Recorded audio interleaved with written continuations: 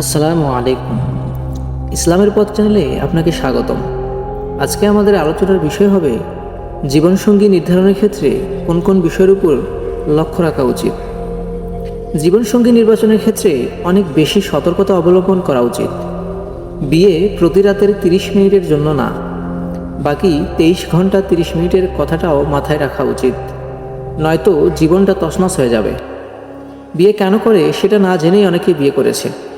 কেউ বিয়ে করেছে নিজের বিলাসী শখ পূরণ করতে, কেউ বিয়ে করছে সামাজিক স্ট্যাটাস তৈরি করতে, কেউ বিয়ে করছে আবেগে, আবার কেউ বিয়ে করছে খুশিতে, আবার কেউ বিয়ে করছে ঠেলায় পড়ে, আবার কেউ বিয়ে করছে ট্রেন্ডি হতে। নিজেকে মূল্যায়ন না করে যার তার সাথে ঘর বাঁধার মাসুল চড়া মূল্যে দিতে হয় এক সময়। বিয়ে একটা প্রয়োজনীয়তা। প্রথম প্রয়োজন বৈধ উপায়ে যৌন চাহিদা পূরণ করা, এরপর একজন ঘনিষ্ঠ বন্ধু পাওয়া, একজন সোলমেট পাওয়া।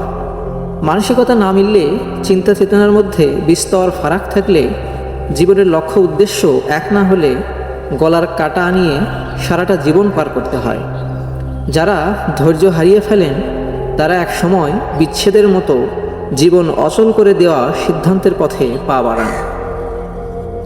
কেউ কারো মতো হুবহু হতে পারবে না, একথা যেমন সত্য, আবার একে অপরের হৃদয়টা বুঝতে না পারলে দুজনের মধ্যে দূরত্ব যে সৃষ্টি হবে সেটাও কিন্তু সত্য।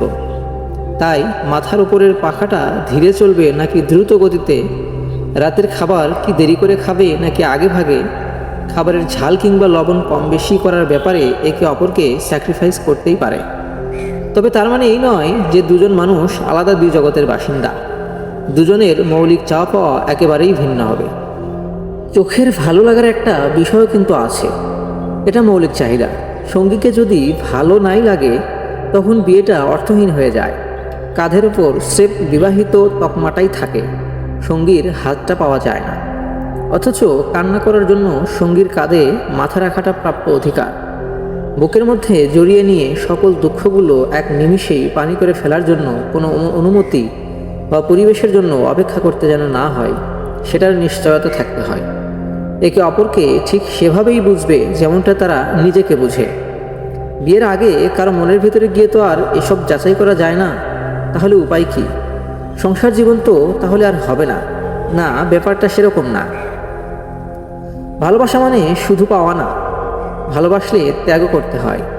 নিঃস্বার্থভাবে ভালোবাসার উদাহরণ হলো জীবন সঙ্গী অথবা জীবন সঙ্গিনীর সন্তুষ্টির জন্য নিজের পছন্দকে বিসর্জন দেওয়া। তবে তার মানে এই নয় যে অন্যায়, ভুল ও অযৌক্তিক আবদারগুলোকেও প্রশ্রয় দিতে হবে। দুজনের চাওয়া পাওয়ার মাঝে ভারসাম্যপূর্ণ সমন্বয় করে নিতে হবে। আলোচনায় বসে এসব নিয়ে চুক্তি করবে না, তা না। যা হবে নিঃশব্দে। দুজনের ভিতরে আরও দুটো সত্তা আছে, কথা হবে ওই দুটো সত্তার মাঝে। এর নাম নীরব ভালোবাসা। তারা সংসার করছে, দৈনন্দিন জীবনে 8-10টা দম্পতি যা করে তারাও তাই করছে। তবে দুজনের ভেতরেই নীরব প্রচেষ্টা চলছে কিভাবে সঙ্গী অথবা সঙ্গিনীকে সুখী, সন্তুষ্ট রাখা যায়। সে কি ভালোবাসে, তার পছন্দ অপছন্দ, সঙ্গী অথবা সঙ্গিনীর কাছে তার চাওয়াটা কি, ইত্যাদি। ভালোবাসা দেওয়ার অনেকগুলো ধরন। কিছু ধরনের ভালোবাসা চেয়ে নিতেই মজা, সে শুধুই আমার, এর অধিকার খাটানোর একটা তৃপ্তি কাজ করে। আবার কিছু ধরনের ভালোবাসা চেয়ে নেওয়ার মধ্যে তৃপ্তি নেই, মনে চাই সে নিজে থেকে আমার চাওয়াটা বুঝে নিক।